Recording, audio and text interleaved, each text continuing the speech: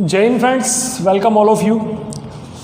आज हम exercise number 9.2 का क्वेश्चन नंबर 12 एंड 13 दो सम देखने वाले हैं। ज़रा देखिए, क्वेश्चन नंबर 12 के अंदर मुझे बोला गया है the ratio of sum of M and terms of A P is M square is to N square. मतलब S M upon S N जो दिया है, ओके, वो रेशियो दिया है M square by N square जितना, ये आपको गिवन है। मुझे ऐसा बोला show that the ratio of mth and nth term, तो T M upon T N जो है, T M upon T N जो है वो 2m minus 1 upon 2n minus 1, ये प्रूफ करना है। क्या करना है? प्रूफ करना। तो दूसरे मीनिंग में अगर मैं ये बोलूं कि टीएम की जगह पे मैं अगर फॉर्मूला लिखूं तो a plus M minus 1 into D upon A plus N minus 1 into D, B तो मुझे सेम ही मिलेगा ना, हाँ, कोई फर्क नहीं होगा। मुझे ये प्रूफ करना है 2m minus 1 by 2n minus 1 आता है ऐसा। ओके, चलिए ठीक है। तो इसका मैं फॉर्मूला लगाऊंगा। ओके, ऐसा एक सम हम देख चुके हैं, हम 9.2 का ही एक सम था वो हम देख चुके थे। उसी मेथड से मैं इस सम को सॉल्व कराऊंगा। कैसे? एस एम का फॉर्मूला, nth टर्म का समेशन का फॉर्मूला क्या होता है? m by 2 plus m minus 1 into D upon n by 2a plus n minus 1 into D is equal to M square by N square. दोनों side से ये 2 will be cut, m will be cut, n will be cut. यहाँ पे बचेगा 2a plus m minus 1 into D upon 2a plus n minus 1 into D is equal to m by n। सिर्फ इतना बचेगा। Okay, अब ज़रा देखना, आपको यहाँ पे इसका यूज़ करके ये लाना है, तो कैसे लाएंगे उसके बारे में बात हो रही है। ओके, ये अभी क्या है? ये रेशियो ही है, लेकिन समेशन का रेशियो। अब सम के रेशियो के ऊपर से मैं टर्म का रेशियो कैसे बना सकता हूँ वो ज़रा देखिएगा।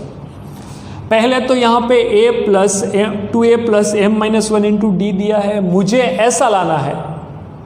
तो पहले तो 2 को ऊपर से नीचे से कॉमन एंड कट करना पड़ेगा, तो a plus m minus 1 by 2 into D upon a plus n minus 1 by 2 into D is equal to m by. Okay, जरा संभलना बच्चे, मैं बहुत ही इंपॉर्टेंट स्टेप करने वाला हूँ, इस सम का टर्निंग पॉइंट होगा। आपको यहाँ पे इन दोनों को कंपेयर करिए, a plus this bracket into D, a plus this bracket into D. यहाँ पे क्या है? a plus M minus 1 into D, a plus एन। अगर मुझे इस सम के रेशियो के ऊपर से टर्म का रेशियो ये लाना है, क्या मैं बोल रहा हूँ, ये सम का रेशियो आपको दिया, सम के रेशियो के ऊपर से टर्म का रेशियो लाना है, तो सम का जो फॉर्मूला बन रहा है उस फॉर्मूला को मुझे टर्म के फॉर्मूला में कन्वर्ट करना पड़ेगा, सीधी बात है। तो कन्वर्ट करने के लिए आपको देखो, जो भी एपी होती है उसका first term and common difference तो सेम ही रहता है, क्योंकि एक ही एपी का एम टर्म और एन टर्म की बात हो रही है, तो ए एंड डी तो चेंज नहीं होगा। ओके, तो अगर मैं इन दोनों को कंपेयर करूंगा तो किसको के साथ कंपेयर कर सकता हूँ? m माइनस 1 बाई 2 जो कि समेशन का m था is equal to m minus 1 लिख सकता हूँ। अगर इन दोनों को अगर आप कंपेयर करोगे बच्चे तो ऐसा मिलेगा, जरा देख। एंड दूसरी चीज क्या मिलेगी? n minus 1 by 2 is equal to n minus 1 होगा। यहाँ से आपको ये कैसे लाना है उसके बारे में मैं हिंट दूंगा। देखिए, यहाँ से m को सब्जेक्ट बनाइए, लेफ्ट हैंड वाले m को सब्जेक्ट बनाएंगे। यहाँ पे 2m माइनस 2, 1 को उस साइड भेजेंगे तो प्लस 1, तो यहाँ पे 2m माइनस 1। ये m किसका था? सम वाले का m था, समेशन का m था, समेशन का m था ना, देखो ये। और ये m माइनस 1 किसका? टर्म का m है। तो मैं सम के m में से टर्म का m कैसे लिखा, तो दोनों को कंपेयर किया है और कुछ नहीं। तो यहाँ पे सेम मिलेगा n is equal to 2n minus 2 plus 1, तो n भी मिला 2n माइनस। सर ऐसा आपने क्यों किया?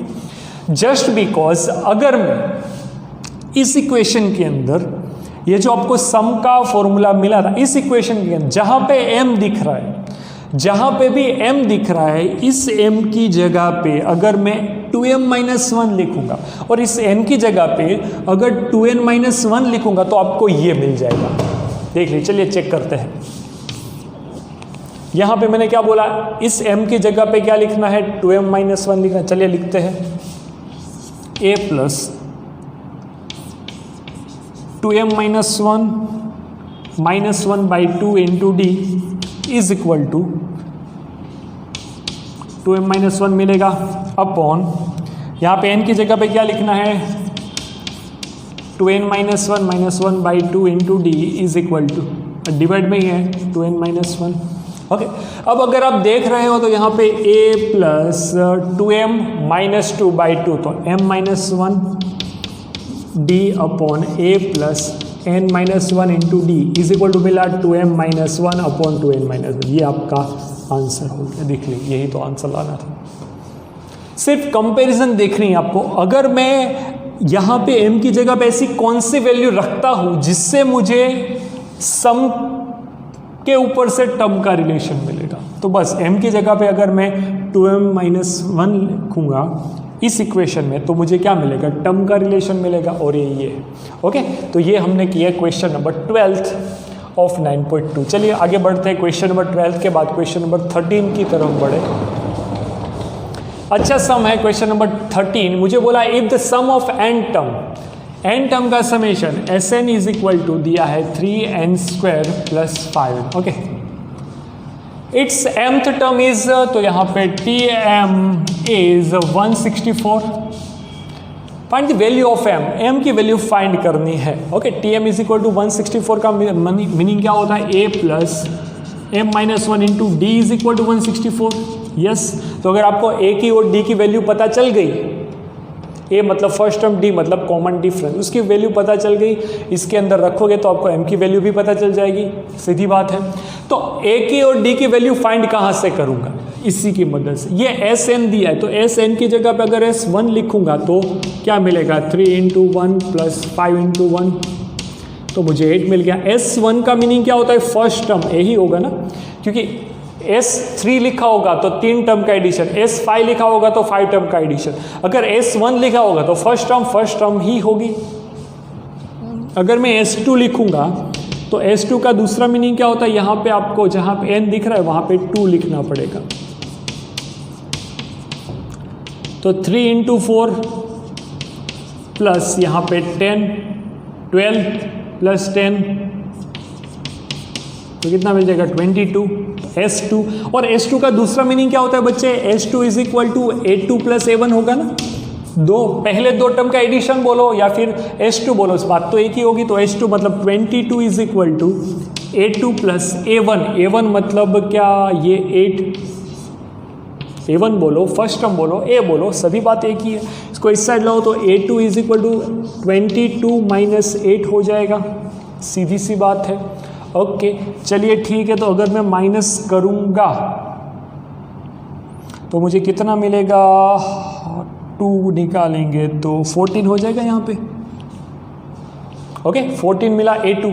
आपको फर्स्ट टर्म पता है A1 इज इक्वल टू 8, आपको A2 पता है 14, तो आपको common difference D is equal to A2 minus A1 करने से पता चल जाएगा D डिफरेंस कितना आ गया, 6 आ गया। ओके, चलिए ठीक है। A की और D की वैल्यू यहाँ पे रखेंगे तो A की वैल्यू है 8 plus m minus 1 into D की वैल्यू 6 इज इक्वल टू 164। तो m minus 1 into 6 is equal to 164 minus 8 कर देंगे। ओके, यहाँ पे मिल गया 156। 64 में से 8 माइनस करोगे, हाँ, और डिवाइड बाई 6 करना पड़ेगा, ये m माइनस 1 मिलेगा। और डिवाइड करते हैं 156 बाई 6, 26 आ गया।